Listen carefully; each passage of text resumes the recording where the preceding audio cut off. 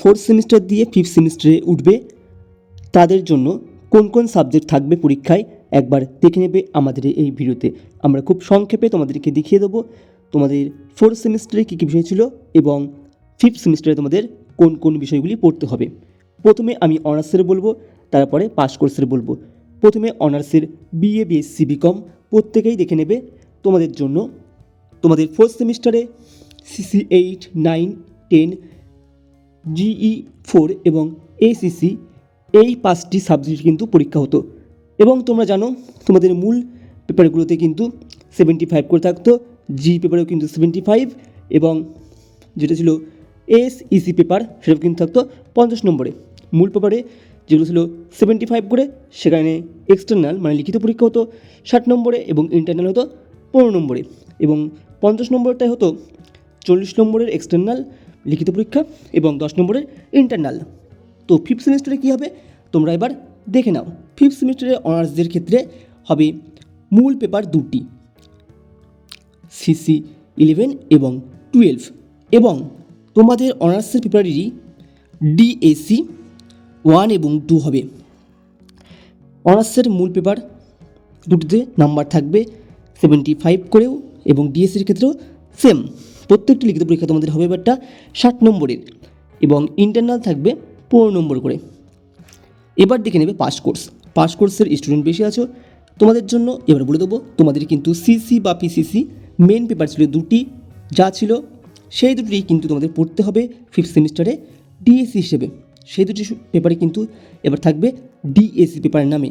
আগে তোমাদের নাম ছিল কি সিসি বা পিসিসি।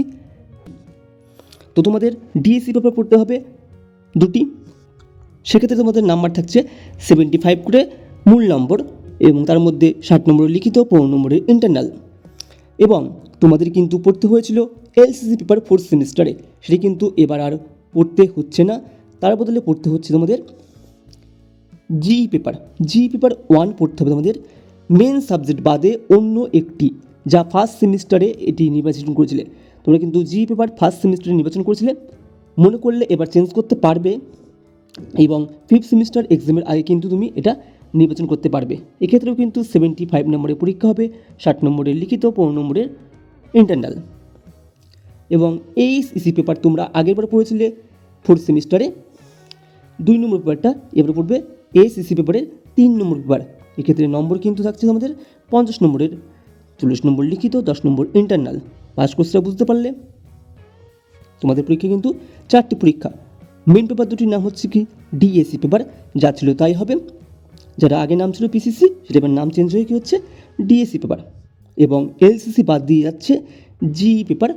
এটি কিন্তু তোমরা চুজ করতে পারবে মেন সাবজেক্ট বাদে। আর এসিসি পেপারটা তোমাদের পড়তে হবে 3 নম্বর পেপারটা পড়তে। এবার দেখে নেবে বিএসসি। বিএসসির ক্ষেত্রে কিন্তু পাশের ক্ষেত্রে একটু চেঞ্জ আছে, তাই জন্য কিন্তু ডিএসসি পেপার কিন্তু 3টি পড়তে হচ্ছে এবং তাদের এসিসি পেপার 3 নম্বরটা পড়তে হচ্ছে। নম্বর প্রয়োজনটা সেমই আছে 75 করে, যেখানে 60 নম্বর করে আছে কি লিখিত, 15 নম্বর করে ইন্টারনাল। এবং এসিসি পেপারের ক্ষেত্রে কিন্তু সেম আছে, 50 নম্বরের পরীক্ষা হবে, 40 নম্বরের এক্সটার্নাল এবং 10 নম্বরের ইন্টারনাল। এই ছিল আমাদের সম্পূর্ণ সাবজেক্ট কম্বিনেশন এবং সিলেবাস।